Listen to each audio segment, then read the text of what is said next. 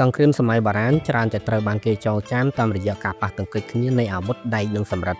កងទ័ពដ៏មហិមាបុកទង្គិចគ្នានៅលើសមរភូមិវាលរៀបដែលកាត់សេចក្តីដោយភាពក្លាហានរបស់ទាហាននិងកម្លាំងបាយរបស់មេទ័ពប៉ុន្តែនៅក្នុងភាពច្របូកច្របល់បន្ទាប់ពីការដួលរលំនៃរាជវង្សឈិងនៅប្រហែលឆ្នាំ206មុនគ្រិស្តសករាជប្រទេសចិនបានក្លាយជាទីវាលប្រល័យជីវិតកំពូលបរោះពីររូបបានលេចមុខឡើងសៀងអ៊ីនៃនគរឈូដែលជាស្ដេចចម្បាំងដែលមានកម្លាំងបាយខ្លាំងឥតផ្ទឹមនិងលាវប៉ាងនៃនគរហានជាអធិរាជដែលចេញពីកសិករដែលក្រោយមកក្លាយជាអ្នកបង្រួបប្រទេសចិន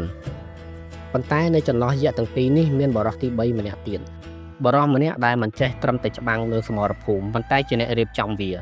បរោះដែលដឹងថាអាវុធដែលបំផ្លិចបំផ្លាញបំផុតមិនមែនជាលំពែងឡើយប៉ុន្តែគឺជាអាថ៌កំបាំងដែលគេខ្សឹបប្រាប់នៅក្នុងទីងងឹត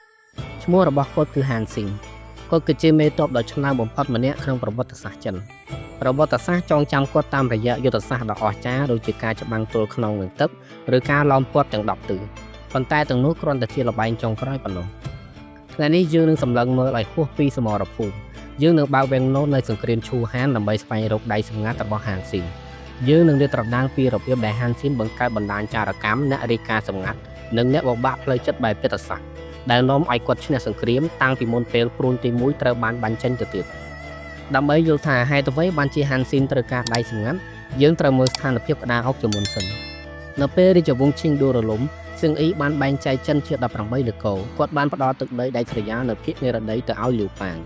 សៀងអ៊ីមានទឹកដីល្អបំផុតមានកងទ័ពច្រើនបំផុតនិងមានអំណាចគួរឲ្យខ្លាចខ្លាំងបំផុតចំណែកលាវប៉ាងមានត្រឹមតែមហិច្ឆតានិងមានហានស៊ីនបានដឹងពីដំបូងថាកងទ័ពហានមិនអាចយកឈ្នះនគរឈូបានទេបើច្បាំងទល់មុខគ្នាកងទ័ពសេះរបស់សៀងអ៊ីខ្លាំងពេកហានស៊ីនត្រូវការអត្ថប្រយោជន៍ដែលមើលមិនឃើញគាត់បានរកឃើញវាតាមរយៈការសិក្សាពីបុរាណ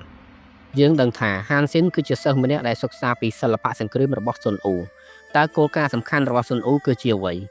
ស៊ុនអ៊ូបានបញ្ជាក់យ៉ាងច្បាស់ថាការដឹងមុនមិនមែនបានមកពីខ្មោចព្រាយបិសាចឡើយប៉ុន្តែត្រូវតែបានពីមនុស្សដែលដឹងពីស្ថានភាពសត្រូវហានស៊ីនបានអនុវត្តរឿងនេះយ៉ាងខ្ជាប់ខ្ជួនមុនពេលគាត់បញ្ជាទ័ពគាត់បញ្ជាព័ត៌មានជាមុនគាត់មិនត្រឹមតែចង់ដឹងពីចំនួនទ័ពប៉ុណ្ណោះទេប៉ុន្តែគាត់បង្កើតប្រវត្តិផ្លូវចិត្តរបស់មេទ័ពសត្រូវម្នាក់បណ្ដាញរបស់គាត់មាន3កម្រិតទី1កេញសម្ងាត់ជាអ្នកតាមដានស្ថានភាពផ្ទាល់ដីទី2ចរៈបរោះបង្កប់ខ្លួនដូចជាឈ្មួញអ្នកដំណើរឬអ្នកចុះចូលដែលផ្ដល់ទិន្នន័យភស្តុភារទី3សំខាន់បំផុតគឺក្រុមអ្នកចិត្តសាស្ត្រមនុស្សដែលចាំបង្ហើរពាក្យចចាមអារាមនិងស្ទង់មើលស្មារតីរបស់មេទ័ពសត្រូវហានស៊ីនមិនត្រឹមតែចង់ដឹងថាសត្រូវនៅឯណាទេគាត់ចង់ដឹងថាតើសត្រូវជាមនុស្សបែបណាតើពួកគេមានអំនួតទេតើពួកគេប្រយ័ត្នប្រយែងទេតើពួកគេស្ដាប់ទីប្រឹក្សាទេគាត់បានបំផ្លាញព័ត៌មានទាំងនោះទៅជាអាវុធយើងមើលមេរៀនទី1នៃការប្រើចារកម្មក្នុងសង្គ្រាមដោយការវាយយកនគរវៃឆ្នាំ204មុនគ្រិស្តសករាជលាវប៉ាងបញ្ជាឲ្យហានស៊ីនទៅបង្ក្រាបនគរវៃដែលបះបោរស្ដេចនៃនគរវៃគឺវៃប៉ៅមិនមែនជាមនុស្សល្ងងទេគាត់ដឹងថាហានស៊ីននឹងមកដល់គាត់បានដាក់កងទ័ពដ៏ច្រើននៅឆ្នាំងខាងកើតនៃទន្លេលឿងត្រង់ចំណុចយុទ្ធសាស្ត្រលៀនជីនការឆ្លងទន្លេធំមួយដែលមានសត្រូវចាំការពារគឺជាការធ្វើអត្តឃាតការវាប្រហារដោយផ្ទាល់គឺជាអ្វីដែលវៃប៉ៅរំពឹងទុកនិងរៀបចំទុកជាស្រេចប្រសិនបើហានស៊ីនជាមេទ័ពធម្មតានេះនឹងក្លាយជាការជាប់គាំងប៉ុន្តែហានស៊ីនបានបញ្ជាឲ្យបណ្ដាញចារកម្មរបស់គាត់ធ្វើការរួចជាស្រេចហើយចារកម្មរបស់ហានស៊ីនបានបង្ហាញរឿងពីរយ៉ាងទី1គឺវៃប៉ៅផ្ដោតទៅលើកន្លែងឆ្លងកាត់ធំនៅលៀងជីនប៉ុណ្ណោះទី2គឺផ្នែកខាងជើងនៃទន្លេមិនមានអ្នកការពារទេព្រោះទឹកហូរខ្លាំងហើយគ្មានទូកនៅទីនោះឡើយហានស៊ីនបានសម្រេចចិត្តប្រើល្បិចបោកបញ្ឆោតភ្នែកដ៏ធំមួយនៅលៀនជីនហានស៊ីនបានរៀបចំការសម្ដែងគាត់ដាក់កងទ័ពឲ្យច្រើននៅពេលថ្ងៃត្រង់ពួកគេសង់ជំរំបង្អួតសត្រូវពួកគេវាយស្គរស្រែកឈោនិងធ្វើហាក់ដូចជាកំពុងត្រៀមវាទីយ៉ាងសម្បើមកេញសម្ងាត់របស់វៃប៉ៅបានឃើញដូច្នោះក៏រាយការណ៍ថាការវាយប្រហារនឹងមកដល់ទីនេះយើងត្រូវពង្រឹងកម្លាំងការពារឆ្នាំងទន្លេវៃប៉ៅបានចាញ់ល្បិចដោយដកកម្លាំងទាំងអស់មកចាំសម្លឹងមើលការសម្ដែងរបស់ហានស៊ីនទន្ទឹមនឹងនោះនៅផ្នែកខាងលើទន្លេឆ្ងាយទៅភាគខាងជើងត្រង់ចំណុចសៀយ៉ាងកងទ័ពពិសេសរបស់ហានស៊ីនកំពុងធ្វើការយ៉ាងស្ងៀមស្ងាត់បំផុតបណ្ដាញចារកម្មរបស់ហានស៊ីនដឹងថាគ្មានទូកនៅទីនោះទេដូច្នេះពួកគេក៏ច្នៃប្រឌិតពួកគេប្រមូលធុងឈើនិងខ្ទឹមដាក់ស្រាចងភ្ជាប់គ្នាធ្វើជាក្បួនបណ្ដែតទឹកខណៈពេលដែលវៃប៉ៅកំពុងសម្លឹងមើលអ្នកលេងសៀកនៅឆ្នាំងខាងត្បូងកងទ័ពហានបានបណ្ដែតខ្លួនឆ្លងទន្លេភាគខាងជើងតាមរយៈខ្ទឹមដាក់ស្រាយ៉ាងស្ងៀមស្ងាត់ពួកគេបានសម្រុកចូលរាជធានីអានអ៊ីដូចជាខ្មោចលង ស្ដេចនគរវ័យត្រូវបានចាប់ខ្លួនទាំងមិនទាន់ដឹងខ្លួនថាការវាយប្រហារតាមច្រកធំបានចាប់ផ្ដើមផងវ័យប៉ាវមិនមែនចាញ់ដោយសារចំនួនទ័ពទេប៉ុន្តែគាត់ចាញ់ព្រោះហានស៊ីនជាអ្នកគ្រប់គ្រងអ្វីដែលគាត់បានឃើញប៉ុន្តែការប្រើប្រាស់ចារកម្មដ៏អស្ចារ្យបំផុតរបស់ហានស៊ីនមិនមែនត្រឹមតែរឿងភូមិសាស្ត្រទេគឺរឿងផ្លូវចិត្តនេះត្រូវបានបង្ហាញយ៉ាងច្បាស់នៅក្នុងសមរភូមិចិនស៊ីងដែលល្បីល្បាញតាមរយៈយុទ្ធសាស្ត្រច្បាំងទល់ខ្នងនឹងទន្លេហានស៊ីនមានកងទ័ពត្រឹមតែ 30000 នាក់ដែលកំពុងហោះលើយត្រូវឆ្លងកាត់ច្រកភ្នំដ៏តូចចង្អៀតដើម្បីវាយនគរចៅនៅទីនោះកងទ័ពនគរចៅមានចំនួន 200,000 នាក់ដឹកនាំដោយឈិនអ៊ីកំពុងរងចាំនេះហើយជាកន្លែងដែលដៃសម្ងាត់របស់ហានស៊ីនបង្ហាញប្រសិទ្ធភាពបំផុតហានស៊ីនមិនត្រឹមតែច្បាំងនឹងកងទ័ពទេគាត់ច្បាំងនឹងខួរក្បាលរបស់មេទ័ពសត្រូវ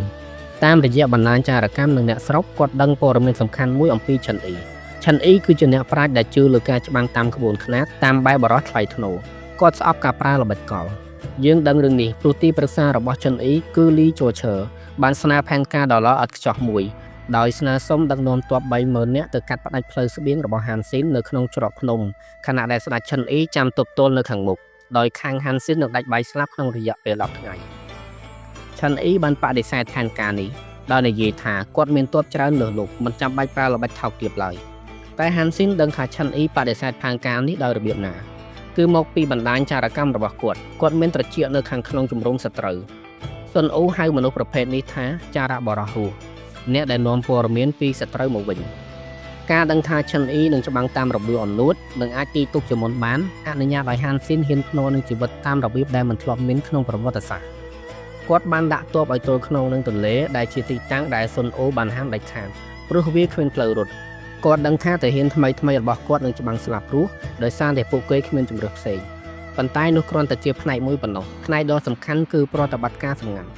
មុនពេលមេភ្លឺហានស៊ីនបានបញ្ជូនកងទ័ពសេះ 2000 នាក់ចេញទៅដោយសម្ងាត់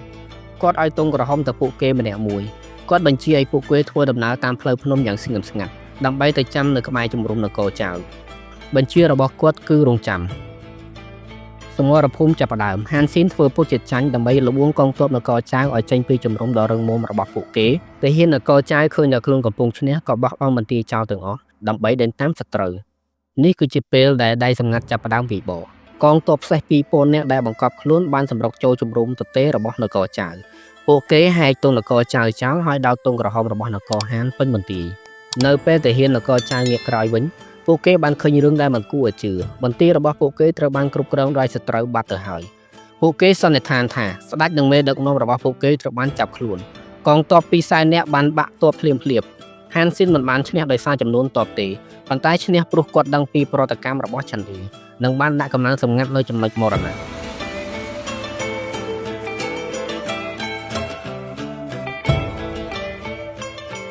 រឿងរ៉ាវទាំងអស់នេះនាំទៅដល់ការប្រឈមមុខគ្នាដោយជៀសមិនផុតឆ្នាំ202មុនគ្រិស្តសករាជសមរភូមិកៃសៀស្ដេចចម្បាំងសៀងអ៊ីទីបំផុតត្រូវបានឡោមព័ទ្ធដោយកងទ័ពចម្រុះរបស់ហានទោះបីជាការឡោមព័ទ្ធទាំង10ទិសល្បីល្បាញខាងយុទ្ធសាស្ត្រប៉ុន្តែការវាយប្រហារចុងក្រោយមិនមែនជាការប្រើកម្លាំងបាយឡើយវាគឺជាប្រតិបត្តិការផ្លូវចិត្តដ៏អស្ចារ្យបំផុតក្នុងប្រវត្តិសាស្ត្រកងទ័ពរបស់សៀងអ៊ីកំពុងដាច់ស្បៀងនិងបាក់ទឹកចិត្តប៉ុន្តែពួកគេនៅតែជាអ្នកចម្បាំងដែលខ្លាំងបំផុតការវាយលុកដោយផ្ទាល់នឹងត្រូវបង់ថ្លៃដោយជីវិតទាហានហានរាប់ម៉ឺននាក់ហានស៊ីនត្រូវតែបំបាក់ចន្ទៈរបស់ពួកគេគាត់ត្រូវការជំនួសភាពស្មោះត្រង់របស់សៀងអ៊ីដោយអារម្មណ៍មួយទៀតដែលខ្លាំងជាងគឺការនៅផ្ទះតើគាត់ធ្វើសង្គ្រាមចិត្តសាស្ត្រលើមនុស្ស100,000 នាក់នៅពេលយប់ដោយរបៀបណាគឺតាមរយៈសម្លេងហានស៊ីនបានបញ្ជាឲ្យទាហាននិងក្រុមវងភ្លេងឡោមព័ទ្ធជំរំនគរឈូពីចម្ងាយ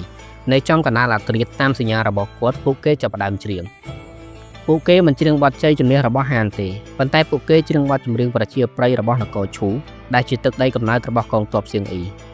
នៅខាងក្នុងជំរំសៀងអ៊ីបានលើសម្លេងចម្រៀងការពីកុមារភាពរបស់គាត់បន្លឺឡើងពីគ្រប់ទិសទីគាត់ភ័យស្លុតយ៉ាងខ្លាំងហើយបានពោលពាក្យដ៏ល្បីល្បាញថាតើនគរហានវាយកនគរឈូបានអស់ហើយឬហេតុអ្វីបានជាមានទ័ពនគរឈូក្នុងចំណោមពួកគេច្រើនម្ល៉េះភាពឆ្លៀសវៃនៃចារកម្មនៅទីនេះគឺស៊ីជម្រៅណាស់ហានស៊ីនដឹងថាបទចម្រៀងណាខ្លះដែលនឹងធ្វើឲ្យអារម្មណ៍របស់មនុស្សផ្ទុះឡើងគាត់ដឹងថាសៀងអ៊ីទោះបីជាមានកម្លាំងខ្លាំងប៉ុន្តែជាមនុស្សដែលមានមនោសញ្ចេតនាជ្រៅដែលនឹងត្រូវបាក់ស្បាតនៅពេលគិតថាទឹកដីកំណើតបានបោះបង់ខ្លួនសម្លេងចម្រៀងបានធ្វើអ្វីដែលដាវធ្វើមិនបានកងទ័ពនគរឈូបានរត់ចោលជួរជាបន្តបន្ទាប់លុះព្រឹកឡើងស្ដេចដែលមិនធ្លាប់ចាញ់សល់ទ័ពស្មោះត្រង់ត្រឹមតែប្រមាណ100 នាក់ប៉ុណ្ណោះសង្គ្រាមត្រូវបានបញ្ចប់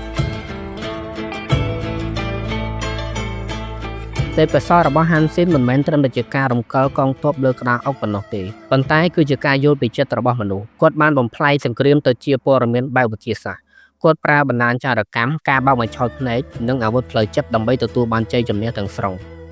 ប៉ុន្តែរឿងរ៉ាវរបស់ហានស៊ីនក៏មានភាពសោកសៅផងដែរចំណេះដឹងនិងសមត្ថភាពដែលធ្វើឲ្យគាត់ក្លាយជាអាវុធដ៏អស្ចារ្យបំផុតសមត្ថភាពក្នុងការបង្កើតបណ្ដាញសម្ងាត់ការគ្រប់គ្រងការយល់ឃើញនិងការដឹងរឿងដែលអ្នកដទៃមិនដឹងបានធ្វើឲ្យគាត់ក្លាយជាមនុស្សគួរឲ្យខ្លាចនៅពេលមានសន្តិភាពនៅពេលលីវប៉ាងក្លាយជាអធិរាជគាត់លែងត្រូវការមេទ័ពដែលអាចបង្កើតកងទ័ពចេញពីខ្យល់និងអាចបំផ្លាញការពិតដោយគ្រាន់តែពៀតខ្សឹបទៀតហើយគាត់ចាប់ផ្ដើមខ្លាចហានស៊ីន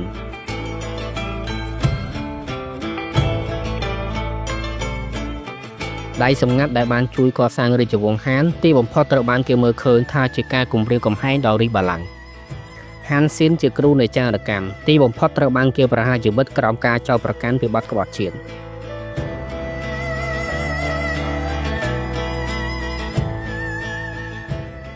ស៊ុនអ៊ូបានសរសេរថាកម្ពុជានៃសមត្ថភាពគឺការយកឈ្នះសត្រូវដោយមិនចាំបាច់ច្បាំងមានមនុស្សតិចតួចណាស់ក្នុងប្រវត្តិសាស្ត្រដែលបានធ្វើដូចនេះហានស៊ីនគឺជាអ្នកដែលខិតទៅចិត្តចំណុចនោះបំផុតដែលបង្ហាញថានៅក្នុងសង្គ្រាមដ៏សាហាវនៃសម័យបុរាណអាវុធដែលមុតស្រួចបំផុតគឺចិត្តរបស់មនុស្ស